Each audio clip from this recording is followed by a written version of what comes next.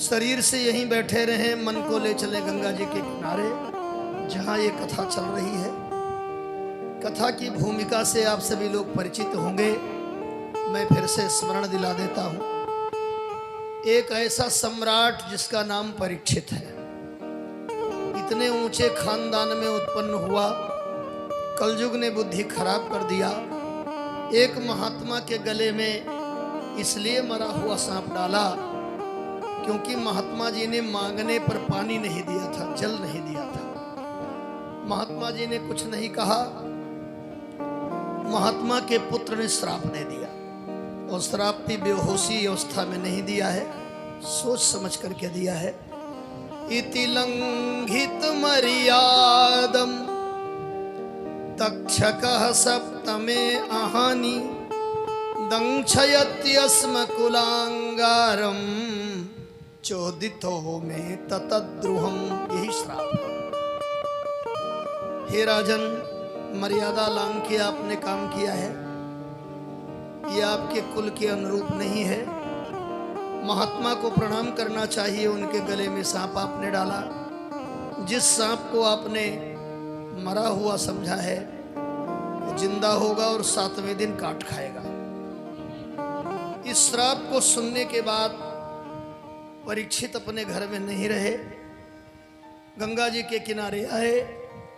सुखदेव जी का दर्शन हुआ, अपनी विपत्ति बताया और सुखदेव जी ने इनके मन को मोड़ दिया। सुखदेव जी महाराज कथा सुनाने लगे और बोले, राजन, परिस्थिति पर किसी का वश नहीं है, लेकिन मन स्थिति को सुधारा जा सकता है। श्राप मिला है, ये परिस्थिति है। मृत्यु होगी, ये परिस्थिति है। लेकिन जितना दिन मृत्यु का बाकी है उतने दिन को हम सुधार लें और कथा सुन ले, ये हमारी मन स्थिति है। परिस्थिति पर किसी का किसी भी जाति में जन्म हो जाए ये उसकी परिस्थिति है, लेकिन अच्छा ही कर्म करे ये उसकी मन स्थिति है। परिस्थिति और मन स्थिति में यही अंतर है। परिस्थिति ईश्वरीय विधान है और मन स्थिति मनुष्य की अपनी सुंदर भावना है। इसलिए राजन, आप कथा सुनो, कथा में मन लगाओ। और कथा होने लगी। कल एक भक्त के कहने पर भगवान पत्थर से प्रकट हो जाते हैं और प्रहलाद जी को दर्शन दिया। प्रहलाद जी ने बड़ी प्यारी प्यारी स्तुति भगवान की किया है। भगवान ने पूछ दिया, प्रहलाद, सारे जंगल के लोग हमारे इस विचित्र वेश को देख करके और यहाँ हिरण्यकश्यप के यहाँ के लोग डर गए, यहाँ तक कि हमारी पत्नी लक्ष्मी भी डर गई, तुमको डर नहीं लगा? बड़ा सुंदर उत्तर दिया। प्रहलाद ने कहा, भगवान, जब सिंह दहाड़ता है तो जंगल के सभी जीव भाग जाते हैं, लेकिन सिंह का बच्चा भी भाग जाता है क्या? नहीं। कहा, बस हमें पता था आप हमारे हो, लेकिन चेहरा सिंह का लगा करके आए। प्रहलाद जी कहते हैं, भगवान हमें क्षमा करना। जाता सुरेतर कुले कृपयावतार। हे करुणेश, राक्षस कुल में उत्पन्न हुआ हूं, आपकी कृपा हुई और आज आपको हमारे सामने आना पड़ा। हे भगवान, संसार के जीव आपकी पूजा नहीं कर सकते, हम भी नहीं कर सकते। ये जो हम लोग पूजा पाठ करते हैं, प्रहलाद जी कहते हैं, प्रभु, क्या आपकी पूजा कोई कर सकता है? क्या आपको कोई भोग लगा सकता है? हे विराट पुरुष, हे अनंत बाहु, ये सब हम लोग अपने लिए करते हैं। नैवात्मजः प्रभुरयं निज लाभ पूर्णो मानम जनाद विदुषो करुणो वृणीते यद यद जनो भगवते विदधीत मानम तच्चात्मने प्रतिमुखस्य यथा मुखश्री। ये जो भी हम लोग भोग लगाते, पूजा पाठ करते, ये नैवात्मनः प्रत्ययम निज लाभ अपने लिए करते, आपके लिए कोई नहीं करता है। अच्छा, कितनी बढ़िया बात है। हम लोग भगवान लिए हैं, कहेंगे लाओ किशमिश, लाओ काजू, लाओ, भोग लगाना है। तो भोग तो हम भगवान के लिए मांगेंगे, लेकिन उपयोग कौन करेगा? तुलसी पड़ गई तो फिर गया कहाँ हो? अपने उपयोग में आता है। प्रहलाद जी कहते हैं निज लाभ पूर्णो, अपने लाभ के लिए हम आपकी सेवा करते हैं, अपने लाभ के लिए हम आपको भोग लगाते हैं। कैसे? कहा यद यद जनो भगवते विदधीत मानम तच्चात्मने प्रतिमुखस्य यथा मुखश्री। ब्याज आपका होता है, बहाना आपका होता है, लेकिन हे गोविंद पेट हमारा भरता है। भोग लगाने का तो बहाना है। कैसे? आप लोगों के घर में शीशा तो होगा, किसी दिन शीशा के सामने खड़े हो जाओ और जो शीशा में आपका चेहरा दिख रहा है उस चेहरे को लड्डू खिलाओ। है संभव? शीशे में जो चेहरा दिख रहा है उसको लड्डू खिलाओ, शीशे में जो चेहरा दिख रहा है उसको माला पहनाओ। कैसे होगा? नहीं हो पाएगा ना। एक काम करो तो शीशे में भी चेहरा लड्डू खाने लगेगा, माला भी पहने दिखेगा। क्या करें? बोले अपने लड्डू खाने लगो तो उसमें भी दिखेगा, अपने माला पहन लो तो उसमें भी दिखेगा। इसलिए हे गोविंद दिखता आपको है और खाते हम हैं। नहीं आत्मना प्रतिबिंब निज लाभ। ये दिखाया आपको जाता है लेकिन उपयोग जीव करता है, और कोई भी जीव आपकी पूजा करने में सामर्थ्यवान नहीं है। भगवान पसीज गए ऐसी विमल स्तुति सुनकर के, और भगवान कहते हैं मांग लो। प्रहलाद जी ने कहा जो मांगते हैं वे आपके भक्त नहीं है। नशा भृत्या सवय बणिक, वो तो बनिया है। महाराज मांगना क्या है? हमने भक्ति किया, आपने वरदान दिया, प्रेम कहाँ रहा? और आप लोगों से भी प्रार्थना है भगवान से मांगना नहीं। हमने किसी महात्मा से सुना है कि मंदिर की मूर्तियां पहले बोलती थी, जब कोई जाता था तो मूर्तियां हाल चाल पूछती थी, लेकिन जब से जीव ने मांगना शुरू कर दिया तो मंदिर की मूर्तियों ने कहा बोलना बंद करो, नहीं ये बहुत मांगेंगे। तब से मूर्तियों ने बोलना बंद कर दिया। हमने देखा है, अनुभव किया है। मांगना नहीं भगवान से। परमात्मा तो आपको पूरी दुनिया देना चाहता है और आप एक गांव मांग रहे हैं। ईश्वर तो बड़ा व्यापक है, बड़ा विराट है, मांग करके आप परमात्मा को सीमित कर देते हैं। हो सके तो ये काम करना, भगवान के श्री चरणों में 2 बूंद आंसू गिरा देना, बस, फिर कुछ नहीं। आपके घर में एक बच्चा 16 साल का, एक 6 महीने का, ठंडी का महीना आया, 16 साल के बच्चे ने कहा पापा बाबा कोट ले आओ, झाड़ा लगता है। बोले चुप, अभी पैसा नहीं है। जिसने मांगा उसको बहाना कर दिया गया, चुप करा दिया गया। और 6 महीने का जो बच्चा घर में है उसके लिए पहले जुर्राब, पहले टोपी, क्योंकि वो मांगता नहीं है, वो केवल रो देता है। और पूरी रात्रि माता उस नन्हे से बालक को अपने हृदय से लगाए रहती और देखती रहे। वो इतना निश्चिंत है कि टट्टी पेशाब भी कर देता है, गरज होए तो धो।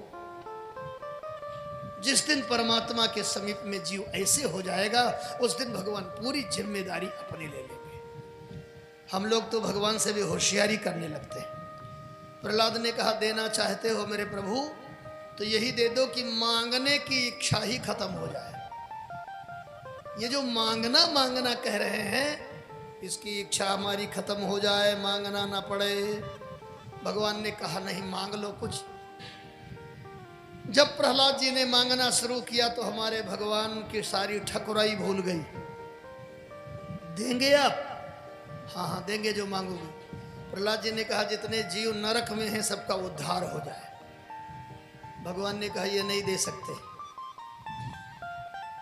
क्योंकि सबके कर्म फल को कैसे समाप्त हो जाएगा। प्रहलाद जी ने कहा तो एक काम करो, पंखा बंद कर दे भैया। धरती पर जितने जीव हैं सबका वैकुंठ हो जाए। भगवान ने कहा जाओ किसी को ढूंढ के लाओ, हम तैयार हैं। प्रहलाद जी गए किसी बनिया के पास, बोले भैया वैकुंठ चलोगे? उसने कहा बस 5 बोरा महुआ और बचा है, बिक जाए हम तैयार हैं। एक 99 साल बाबा के पास गए, बोले बाबा वैकुंठ चलोगे? बाबा ने कहा अंतिम नाती का विवाह है, एक बार और पगड़ी बंध जाए।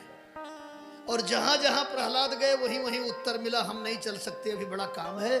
प्रहलाद जी लौट के आए, बोले महाराज कोई तैयार नहीं है। भगवान ने कहा हम पहले कहे थे कोई तैयार नहीं हो, अब बोलो। प्रहलाद जी ने कहा भगवान अब एक वरदान दे दो मेरे प्रभु, क्योंकि हमें पता है यदि कोई आपका अपराध करता है तो क्षमा कर देते हो, लेकिन यदि कोई आपके भक्त का अपराध करता है तो क्षमा नहीं करते हो। हम आपके भक्त हैं और हमारा अपराध करने वाला हमारा बाप है, इसलिए हमारे पिता को नरक से बचा लीजिए। पुत्र शब्द का अर्थ होता है पुम नाम नरकात् तस्य त्रायतीति पुत्रः। पुत्र वही है जो अपने पिता को नरक से बचावे। भगवान ने प्रहलाद को हृदय से लगा करके कहा पगला, तू पिता के लिए बात करता है, आज तेरे लिए मैं एक नया संविधान बनाने जा रहा हूं। त्रिसप्त भी पिता पूता पवित्रम साते नघा, 21 पीढ़ी तेरी मैंने तार दिया। तेरा जैसा भक्त जहां पैदा हो जाए, अरे कुलम पवित्रम जननी कर्तार्था वसुंधरा भाग्यवती च तेना स्वर्गस्थिता नाम पितरोपि धन्या जीशाम कुले वैष्णो नाम दे। वो कुल पवित्र हो गया, वो धरती धन्य हो गई, वो माता पिता धन्य हो गए जहां तेरा जैसा भक्त उत्पन्न। प्रहलाद जी को भगवान ने वरदान दिया। आगे बड़ी कथाएं प्रहलाद जी से जुड़ी हुई हैं। प्रहलाद जी 4 भाई हैं। भगवान ने कहा गद्दी खाली हो गई, बैठ जाओ। प्रहलाद जी ने कहा हमारे और बड़े भाई हैं, यदि वे गद्दी पर न बैठे तब तो। बड़े भाई बुलाए गए और बड़े भाई जब गद्दी पर बैठने चले तो देखा क्या कि गद्दी पर सिंह बैठा है, ऐसे कर रहा है। बड़े भाई ने कहा हमारे बाप को भी खाया गया, हमें भी खाया जाएगा, हम नहीं बैठे। पहले कहते थे गद्दी, और जब से नरसिंह भगवान ने आसन जमाया तब से कहा जाने लगा सिंहासन। सिंह ने आसन जमा लिया तब से कहा जाने लगा सिंहासन। दूसरे भाई को यही हुआ, तीसरे को भी। और जब प्रहलाद जी बैठने थे तो कुछ नहीं हुआ। प्रहलाद जी ने कहा मेरे गोविंद, भगवती लक्ष्मी के सामने आशीर्वाद दीजिए तो बैठेंगे। महारानी लक्ष्मी प्रकट हुई हैं, आशीर्वाद दिया है प्रहलाद जी को। प्रहलाद जी गद्दी पर बैठे। आगे प्रहलाद जी दत्तात्रेय से मिलते हैं इसी स्कंद में। गृहस्थ को कैसे रहना चाहिए, विरक्त को कैसे रहना चाहिए, वानप्रस्थ को कैसे रहना चाहिए, ब्रह्मचारी को कैसे रहना चाहिए, इसका बड़ा सुंदर वर्णन आया और बहुत सुंदर सबको बताया गया है। प्रत्येक गृहस्थ को पितृपक्ष में अपने पितरों को स्मरण करना चाहिए, पितरों के निमित्त भोज कराना चाहिए, 15 दिन जल देना चाहिए। देहात में न जाने कहां से किसने प्रचार कर दिया कि पचखा लगा रहा है तो पानी न दिया जाए। हम खोज डाले पूरा शास्त्र, ये कौन पंडित प्रचार कर दिया कि पचखा में पानी न दिया जाए। तमाम हमसे फोन जाता है पचखा लगा है पानी दें कि न दें, तो हम उनसे पूछते पचखा में अपना पानी पीते हो कि नहीं पीते हो? बोले हम तो पीते हैं। हम कहा फिर पितरों को क्यों नहीं देंगे पानी आप? पंचक में पानी न दिया जाए ये कोई विद्वान हमें दिखाए, न जाने कहां से प्रचार हो गए। कई बातें अपने मन से इतना निंदा इसकी कर दिया पितृपक्ष की, कोई सामान न खरीदा जाए, कोई नया काम न किया जाए, कुछ नहीं, सब कुछ वर्जित नहीं। पितृपक्ष में सामान भी खरीदिए, व्यवहार भी करिए, जैसे पहले से करते थे वैसे करना, कुछ भी वर्जित नहीं है। पंचांग में सारा मुहूर्त दिया है, वही जो मुंडन नहीं करना, ब्याह नहीं करना, वो सब चीज़ नहीं करना है। तो पहले भी नहीं करना है आपको, बाद में भी नहीं करना है, देवोत्थानी एकादशी तक। लेकिन पितृपक्ष में कोई नए काम न किया जाए, ये सब गलत बात है, ऐसा नहीं होना चाहिए। सब कुछ करिए। पानी देना तो हमारी नित्य क्रिया है, नित्य पूर्वजों को पानी देना चाहिए। नहीं दे पाते हैं तो 15 दिन गृहस्थ आश्रम के लिए लिखा है।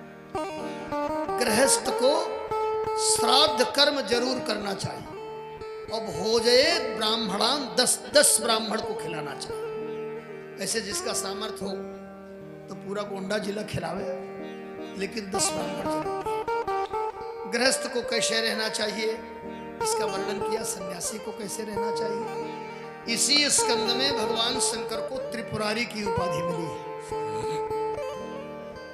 त्रिपुर नाम का एक दैत्य था, उसने 3 नगर बनाया, एक सोने का, एक चांदी का, एक लोहे का। और वो नगर बड़ा वैज्ञानिक था। 1000 वर्ष में वो तीनों नगर इकट्ठा होते थे और 1000 वर्ष का ईंधन वो ले लेते थे और फिर वो नगर उड़ने लगते थे। उसमें राक्षस बैठते थे।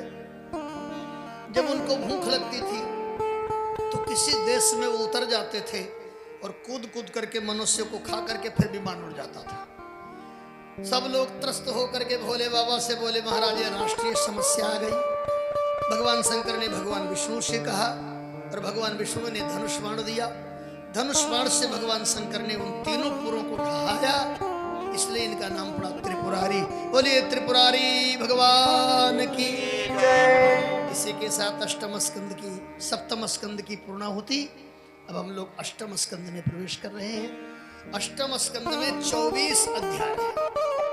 पहले अध्याय में मनवंतरों का वर्णन है। मनवंतर किसे कहते हैं जी?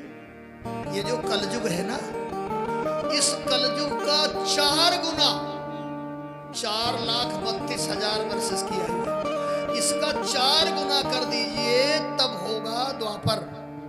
द्वापर का 3 गुना करिए तब होगा त्रेता। त्रेता का 2 गुना करिए तब होगा सतयुग।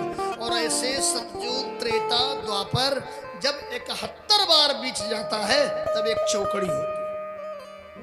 और ऐसे ऐसे जब 71 बार और बीत जाता है तब एक मनवंतर होता है। वही मनवंतर आज भी चल रहा है जो मनवंतर भगवान के समय में था, जिसका नाम है वैवस्वत मनवंतर। मनु जी एक बार किसी मनवंतर में चले गए साधना करने, अपनी पत्नी श्रद्धा के साथ। एक पांव से खड़े हो गए, गोविंद का चिंतन करने लगे और मंत्र पढ़ने लगे। आत्मा वास्यमिदं सर्वं यदि किंचित जगत्याम जगत तेन त्यक्तेन भुंजीथो मा गृधः कश्चिदनम। ये श्लोक श्रीमद् भागवत में भी है और ये मंत्र ईशावास्य उपनिषद में भी है। दोनों में अंतर यही है कि वहां ईशावास्य है और यहाँ आत्मावास्य है। इस श्लोक का अर्थ सुन लीजिए आप लोग। कहते हैं इदम सर्वम ईश आवासम। ये सारा संसार भगवान का बनाया हुआ है। मनुष्यों को, पशुओं को, पक्षियों को, सबको भगवान ने बनाया है और जितना जिसके हिस्से में था उतना भगवान ने दिया है। आपको अपने हिस्से का परिवार मिला है, आपको अपने हिस्से का व्यापार मिला है, आपको अपने हिस्से की शरीर मिली है, आपको अपने हिस्से का रोग मिला है। तो जब परमात्मा ने आपको आपके हिस्से की संपत्ति दे दिया है तो दूसरे के धन को गिद्ध की तरह काहे देख रहे हो? माँ गृधा कश्चित् धन। क्यों देख रहे हो दूसरी संपत्ति को जब तुमको तुम्हारा भगवान ने दे दिया है? देखो भाई, सीधी सी बात है। यदि आपके शरीर में शुगर है अब पड़ोसी का रसगुल्ला चुरा के खाओगे तो शुगर कम नहीं होगा, शुगर बढ़ेगा। इसलिए जो भी ईश्वर ने आपको दिया है, जितना दिया है, जो मिल गया उसी को मुकद्दर समझिए। दूसरे की संपत्ति को देख करके लालच मत करो। परिश्रम में भगवान ने जो दिया है उसी पर संतोष करो। ये मंत्र पढ़ ही रहे थे कि कुछ राक्षसों ने मनु जी को खाना चाहा तो हमारे भगवान याम नामक पुत्र के साथ प्रकट हुए और मनु जी की रक्षा किया। चला दे भैया। श्री राम जय राम, श्री राम जय राम। एकाएक सुखदेव जी ने कहा कि एक बार भगवान श्री हरि ने हरिमेधा ऋषि की पत्नी हरिणी के गर्भ से जन्म लिया। उनका नाम पड़ा हरि और ऋषि अवतार में उन्होंने एक हाथी की रक्षा की। चौंक गए परीक्षित, बोले परमात्मा हाथी की भाषा समझता है? सुखदेव जी कहते हैं परमात्मा तो चींटी की भाषा समझता है, हाथी तो बड़ा जानवर है। तो महाराज ये कथा कैसे है? अब श्रीमद् भागवत के अष्टम स्कंद का 2वां अध्याय। आशीद गिरिवरो राजन त्रिकूटा इति श्रुतः। हे राजन, इसी धरती पर त्रिकूटाचल नाम का एक पहाड़ है। उस पहाड़ पर एक जंगल है, जंगल में एक सरोवर है। उस सरोवर के किनारे बहुत सुंदर सुंदर वृक्ष लगे हुए हैं। जंगल में एक हाथी रहता है जिसका नाम गजेंद्र है। बड़े बड़े सिंह भी उससे डरते हैं, जंगल छोड़ के चले गए। छोटे छोटे जीव आनंद से रहते हैं। एक बार वो हाथी बड़े बड़े वृक्षों को गिराता हुआ पूरे परिवार के साथ सरोवर में गया। सरोवर में प्रवेश करके सूंड में जल भर करके स्वयं पिया, अपने परिवार को पिलाया और उसी में खेलने लगा। जब वो निकलना चाहा तो निकल नहीं पाया, क्योंकि देव संजोग से एक ग्राह ने उसके पांव को पकड़ लिया। अब ये कथा केवल भागवत की नहीं है, ये संसार ही त्रिकूटाचल है। तीन ही तरह के लोग दुनिया में हैं, कुछ सात्विक हैं, कुछ राजसी हैं, कुछ तामसी हैं। अब देखो ये सात्विक वातावरण है, हम लोग बैठ के कथा सुन रहे हैं। इसी गांव के किसी कोने में मुर्गा मांस भी बन रहा होगा, वो तामसी वातावरण होगा। यहीं कहीं 1-2 किलोमीटर पर लड़ाई हो रही होगी, गाली गलौज हो रहा होगा। तो ये तीन ही तरह के लोग हैं, इसलिए संसार ही त्रिकूट है। और जो गांव है यही जंगल है, और जो घर आपका है यही सरोवर है। जैसे हाथी सरोवर में रह करके परिवार को जल पिलाता है, ऐसे आप अपने घर रूपी सरोवर में रह करके परिवार को पालते हैं। 24 घंटे में आधा घंटा पांव उठा के देख लिया करो कि ग्राह ने तो नहीं पकड़ लिया है। कि पांव उठा के देखने का मतलब है भगवान का स्मरण कर लेना। इतने मस्त ना हो जाओ कि जिस परमात्मा ने आपको जीवन दिया उसको भी भूल जाओ। हाथी निकल नहीं पा रहा है, हाथी बाहर का जीव है, ग्राह अंदर का जीव है। खैंचातानी शुरू हो गई और ऐसा खैंचातानी होते होते 1000 वर्ष बीत गया। श्री राम जय राम। जितने उसके मित्र थे भाग गए। हथनियां वहां पर हैं, उसकी पत्नियां कहती हैं स्वामी अपनी सूंड बाहर निकालो, आपके सूंड में सूंड फंसा के हम खींचें। हाथी ने कहा तुमसे नहीं बनेगा। क्यों नहीं बनेगा? अरे कहा ये हमारे बड़े बड़े मित्र जब हमको नहीं निकाल पाए तो तुम कैसे निकालोगे? नमामि में ज्ञातया तुरंगजा तकुतः करिण्यो प्रभवन्ति मोचितुम। ये बड़े बड़े मित्र हमारे नहीं निकाल पाए तो तुम स्त्री जाति की कैसे निकाल पाओ? हाथी की स्त्रियां कहती हैं आपको हुआ क्या है? और हुआ क्या है ये तो बाद में बताइएगा। निकलोगे कैसे? हम निकाल नहीं पाएंगी और लोग हैं नहीं तो होगा क्या? बताइए आपको क्या हुआ है? कहा ग्राहेन पासेन विधातुरावृतौ, मैं एक ग्राह के पास से पकड़ लिया गया। अब क्या करोगे?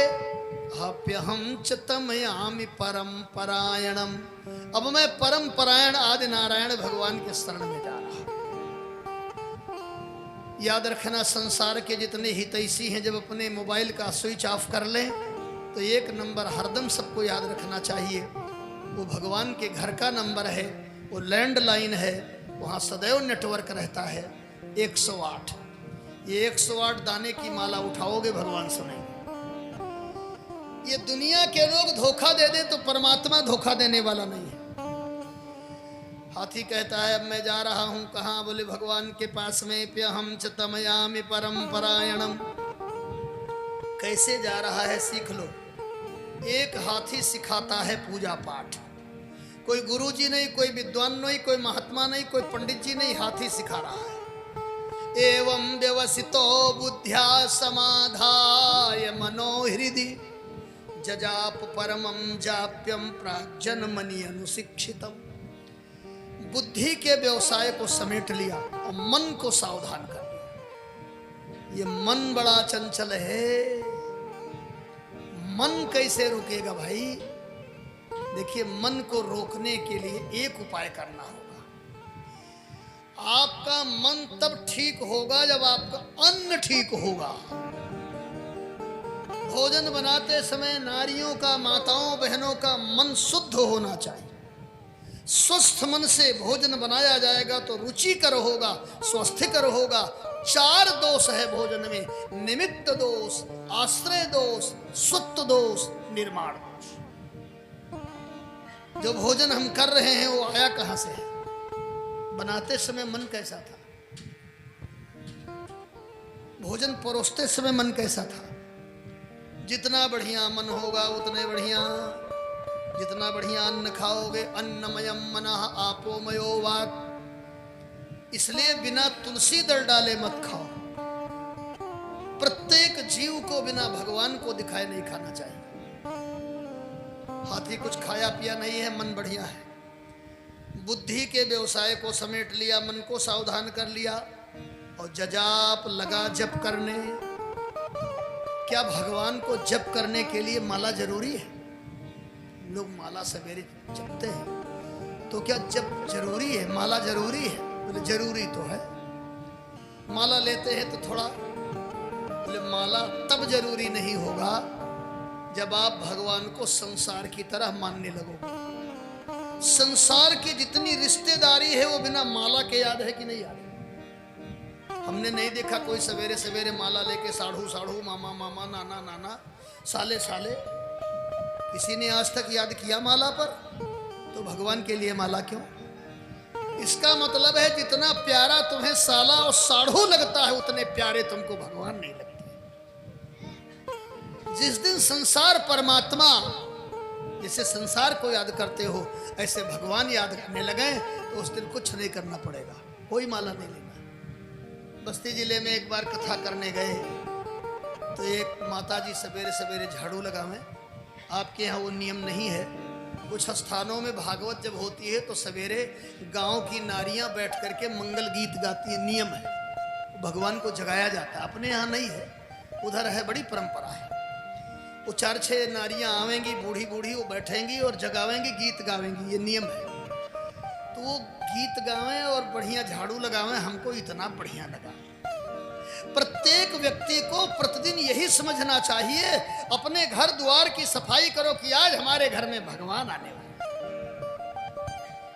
जैसे कभी कभी कड़ाही चढ़ाती हैं देवियां पवित्रता से, ऐसे दैनिक पवित्रता से भोजन का निर्माण करना चाहिए। दैनिक प्रार्थना इस तरह करने लगोगे तब परमात्मा की कृपा बरसेगी। हाथी चारों ओर से निराश हो चुका है, लेकिन 2 उसके पास में है। और 2 वस्तु यदि आपके पास में भी रहे तो भारी से भारी विपत्ति पार कर जाओगे। एक है धैर्य और दूसरा है धर्म। न धर्म जाने पावे न धैर्य जाने पावे। दरिद्रता धीरतया विराजते, कुवस्त्रता शुभ्रतया विराजते, कुभोजनम चोषणतया विराजते, और कुरूपता शीलतया विराजते। कपड़ा फटा है लेकिन साफ है, अच्छा लगेगा। नमक रोटी है लेकिन गरम गरम है, बढ़िया लगेगा। धैर्य न जाने पावे, धर्म न जाने पावे, हाथी का दोनों नहीं जा रहा है। अब हाथी कैसे बुला रहा है? मन को सावधान कर लिया और कहा यस्मिन् निदम यतस्तेजम जैनेदम जयदम स्वयं योस्मात् परस्माच्च परस्तम प्रपद्ये स्वयं भुवम या स्वात्मनीदम निजमायार्पितम कुचित विभातम कुछ तत्त्रियोहितम अविदृक्साक्षुभयम तदीक्षते से आत्ममूलोवत माम परात् परा कालेन पंचत्वमिते सुकृत्सु लोकेषु पालिषु सर्वसेतुषु तमस्तदासीत् गहनं गभीरं यस्तस्य पारे विविराजते विभुनयस्य देवा ऋषया पदं विदुर्जन्तु पुनः कोर्हति गन्तुमीरितुं यथा नटस्य कृतभिर्विचेषितो दुरत्या अनुकर्मणा समावतु। 27 श्लोकों में स्तुति किया। हाथी कहता है न यस्य देवा ऋषया पदं विदुर्तु जन्तुः पुनः कोर्हति गन्तुमीरितुं। बड़े बड़े योगेंद्र मुनीन्द्र प्रभु आपकी महिमा का पार नहीं पाते तो जंतु पुनः, हम तो एक सामान्य जीव हैं, भारी शरीर वाले हैं, हम कहाँ जान पावेंगे। मानो भगवान ने कहा तू मरना नहीं चाहता क्या? हाथी ने कहा मरना चाहता हूं, लेकिन जैसे ये खींच खींच के मार रहा है ऐसे नहीं मरना चाहता। द्रवित हो गए भगवान और हाथी की करुण पुकार सुन करके भगवान चले। कैसे चले? भागवतकार लिखते हैं बहुत बढ़िया। ऐसे तो इस कथा को कई तरह से संत लोग सुनाते हैं। कुछ संत कहते हैं ओम कहा भगवान पहुंच गए, हरि कहा भगवान पहुंच गए। वृंदावन में एक बिंदु जी हुए हैं, उन्होंने लिखा सरोवर में थी ग्राह गज की लड़ाई, न गजराज की शक्ति कुछ काम आई, दुखी होके आवाज हरि को लगाई, तो गरुड़ छोड़ नंगे ही पावा पधारे। भागवतकार कहते हैं ऐसा कुछ नहीं, हमारे भगवान ठाठ से चले। कैसे चले? बोले तम तद पदार्थम उपलभ्य जगन निवास स्तोत्रम निशम्य दिविजय सह संस्तुवद भी छंदोमयेन गरुडेन समुह्यमानास चक्रायुधभ्यगमदासु यतो गजेन्द्र तम तदबदार्थम उपलभ्य जगन्निवास। गजेन्द्रस्य आर्तवाक्यम श्रुत्वा जगन्निवासा द्रवीभूता। जगन्निवास भगवान द्रवित हो गए और चले। कैसे चले? कहा छंदोमयेन गरुडेन समुह्यमाना। सबके घरों में एक घंटी होगी, घंटी। ये छोटी छोटी घंटी जो अपने अपने घरों में लोग रखते हो, क्यों? पूजा के समय घंटी क्यों बजाई जाती है? इसलिए कि टुन टुन टुन टुन हो तो पूरा घर जान जाए कि पूजा हो रहा है,